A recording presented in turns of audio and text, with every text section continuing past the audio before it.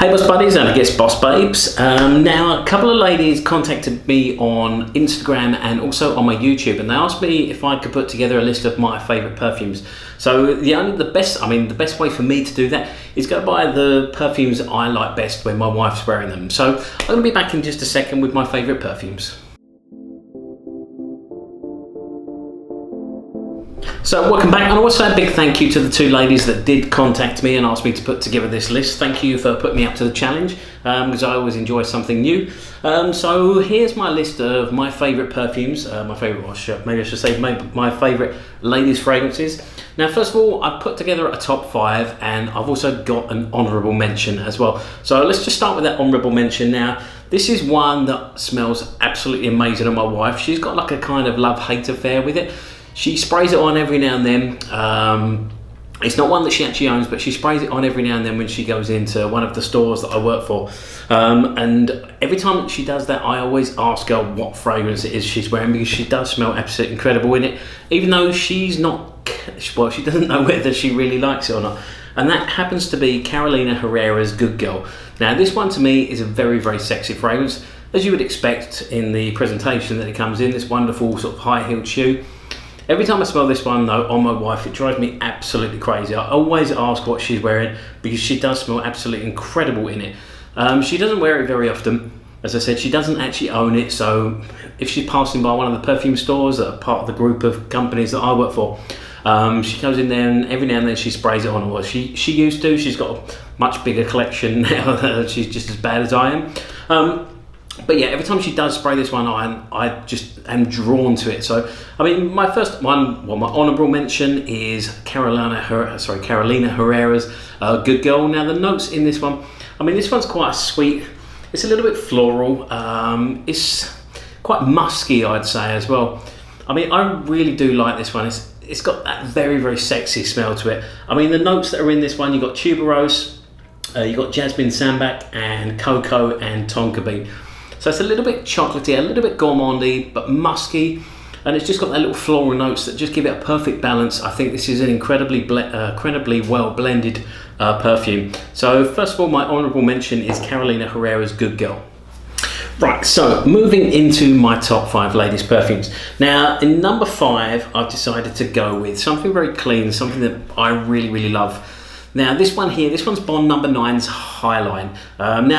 I'm sure many of you know that when Bond No. 9 produce a fragrance, they like to recreate a smell of like a local park or a certain area of New York, and that's the deal with Highline. It's based after the park now, which is in downtown. I mean, this one here, I really look at this one as the female equivalent of Green Irish Tweed by Creed. Why I say that is this one's a very fresh smelling scent. It's very clean smelling. It's very, very sexy though, this one. Now, when it comes to, if you're looking for something that's got a little bit of beast mode about it, this one's got a lot of beast mode about it. This one, I mean, my wife normally struggles a little bit with projection and longevity when it comes to a lot of fragrances. With this one though, this one goes on forever on her. This one that I instantly recognise anytime she puts it on. It really is an absolutely stunning fragrance. It's, I mean, like I say, it's made to smell like the Highline Park. So you can imagine there's sort of some grassy notes in there. I mean, it's definitely some sort of citrus and some florals in there, but it is a wonderful smelling fragrance. Just to give you an idea of the notes, you've got bergamot, purple lovegrass, Indian rhubarb, red leaf, you've got rose, tulips, grape, hyacinth, and also bur oak. And this makes a perfectly blended, very clean smelling fragrance. Fantastic for every day, fantastic for, definitely fantastic for a day at work in the summertime.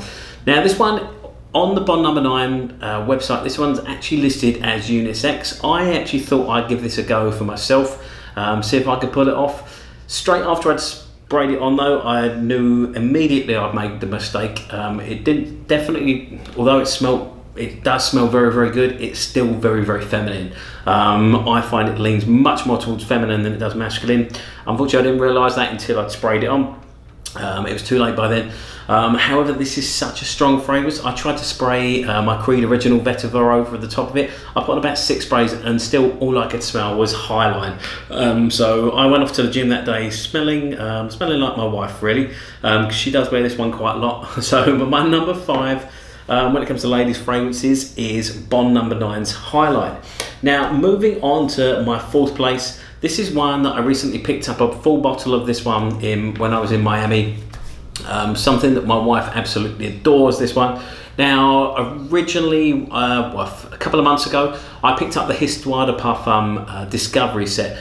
Now, I also picked up Imaginary Authors and the Full and Manly one as well at the same time. So I was still working my way through Imaginary Authors, but my wife decided to start digging into my Histoires de Parfums. So she pulled out this one and she fell in love with it, and that's Histoires de Parfums This Is Not a Blue Bottle. Now, a couple of weeks later when I tried it, I smelled absolutely amazing in this one as well. It's, like I say, it's a unisex fragrance.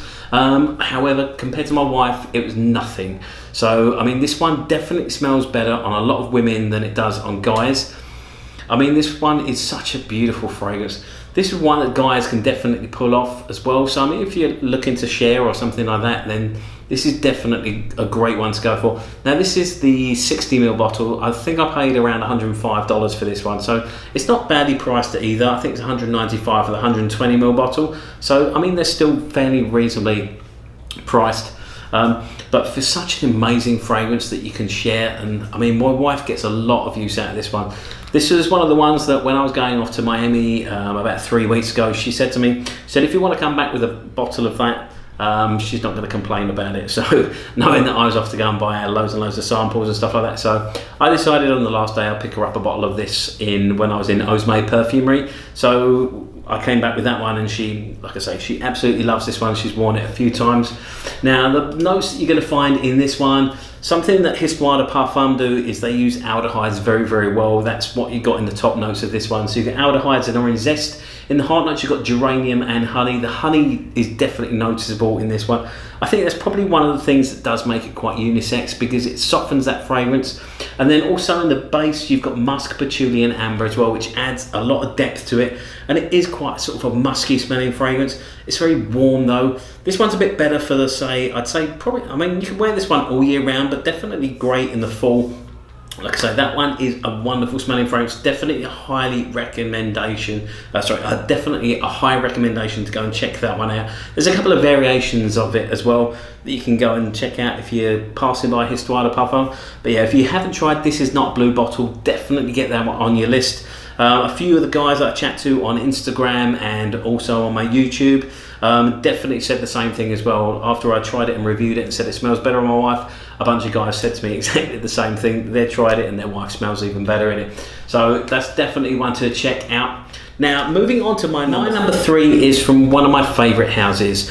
We discovered this one when we were in London in the Kilian boutique. Now, many of you know, if you watch my channel regularly, that my number one scent, and I got quite a few favourites from the House of Kilian, my number one scent is Straight to Heaven Extreme, which I absolutely adore.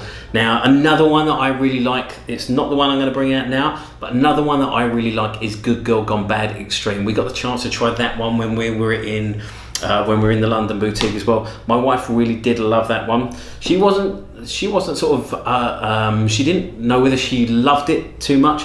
Then after she'd sprayed it when we were in the store, and then as the day went on, she definitely loved that one, as well as In the City of Sin as well. She was also given a couple of testers for Moonlight in Heaven and Vodka on the Rocks, which she loves to layer together, and that also smells incredible. But my number three is In the City of Sin by Kilian. Now, it comes in this wonderful little clutch. Something that Kilian do incredibly well is their presentation. So you pull open the clutch and you've got like this, you've got the perfume inside. With the guys ones as well, they tend to do like a little chest, which opens up with like a lock and key. But yeah, I mean, In the City of Sin is such an incredibly sexy smelling fragrance. I bought this one, I mean, my wife fell in love with this one while we were in London. Unfortunately, we had sort of already passed by the Kilian boutiques and stuff like that though, so we didn't have a chance to go back. So I ordered this one for her when we came back. It was something like 2 or 3 weeks after we got back, and I had a friend bring it to the island for me. Now, something that my wife likes to do as well is whatever fragrance that we want we want next, or whichever is next on our list, she likes to change our Netflix names to that. So when we're watching Netflix, it kind of reminds us of what we've got. So my one is actually called Sacred Wood, and hers is actually called Moonlight in Heaven now, but for a little while it was In the City of Sin. What I love about this one though, I mean, this one's quite a powerful one. It's definitely better for, I'd say, evening fragrance. It's an incredibly classy smelling fragrance. but very, very sexy. I mean, what else would you expect when it's got a name like In the City of Sin? Some of the notes you're going to find in this one, in the top notes you've got bergamot, pink pepper, Guatemalan, cardamom. In the heart you've got apricot, plum, Turkish rose and incense. And then in the base notes you've got atlas, cedar and patchouli. I mean, one of the things about the last couple of fragrances I've talked about is they've got patchouli, and my wife hates patchouli, but she can bear them in these, definitely in these fragrances. They're not sort of noticeable. You're much more likely to pick out sort of the florals or other notes in there, but yeah, patchouli is, I mean, it mainly gives them sort of like a little musky smell to them, or gives them a little bit of more of an earthy smell. But yeah, it's not something that really sticks out because they're so well blended. So my number 3 there is Kilian's In the City of Sin. Right, so moving into my top 2. Now, my number 2 comes from a very, very big house in the way of niche perfumes. I'm sure a house that many, many of you will know. You may even have some favourites from yourself. My number 2 is Princess Oud by the House of Creed. Now this one here is an incredibly sexy fragrance. Whenever my wife is wearing this, I just fall in love with it.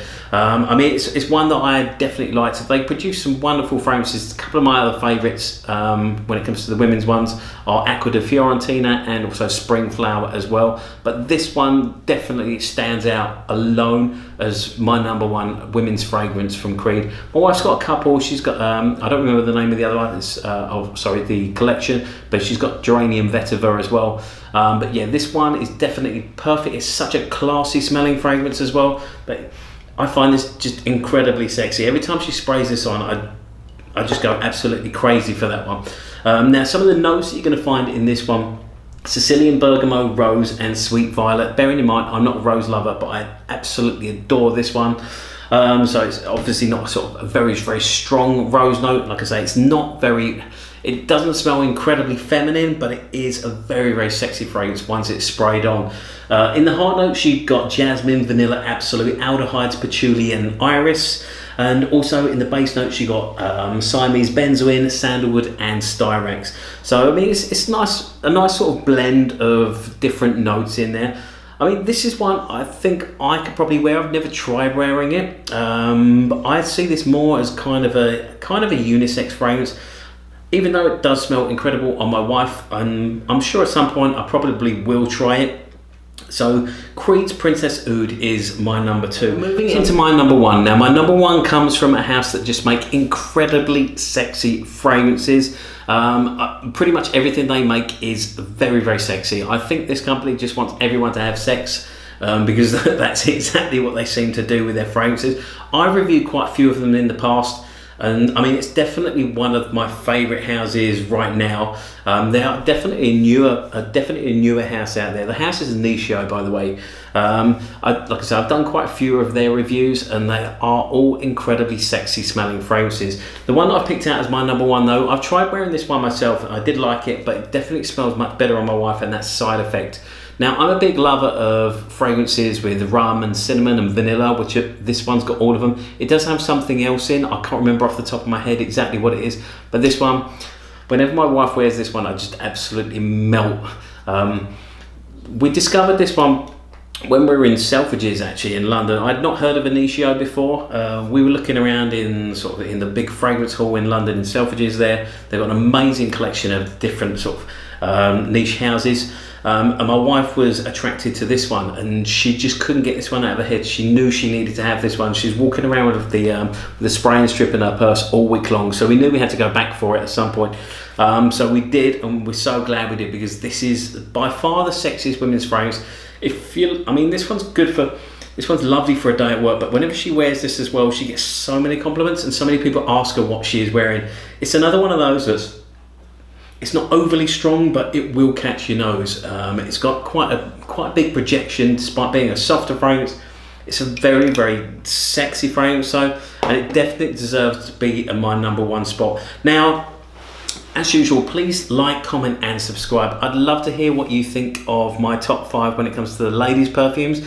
Let me know sort of if you like these sort of perfumes as well. If you own any of them yourself. If you're dying to check any of these out. Guys as well, if you're watching, I'd love to know what you think of these different perfumes, whether you whether your wife or your partner wears any of these. Otherwise, if you're willing to or want to check any of these out because you've got Christmas coming up in less than a couple of months, I hate to say it, but yeah, I mean, there's a nice selection there. Like I say, you've got a couple of fresher ones in the This Is Not a Blue Bottle, and the Highline. These are sort of more everyday. And I'd say, I mean, the others, although you could be wearing them during the day, they're definitely, I'd say, more for sort of evening occasions and stuff like that. Initio Side Effect, though, is by far the sexiest thing that my wife's ever worn. I think she doesn't wear it very often, which is okay, because she's a realtor. I don't want too many guys hitting her because of it. But yeah, definitely. Let me know in the comments below what you think of these. Don't forget to follow me on Instagram as well. I'd love to hear. You can find me on Instagram at Luxury Fragrance Boss. And like I say, I'd love to hear from you. Let me know what you think. Other than that, stay smelling fantastic, and I look forward to seeing you in my very next video very, very soon. Thank you very much for watching.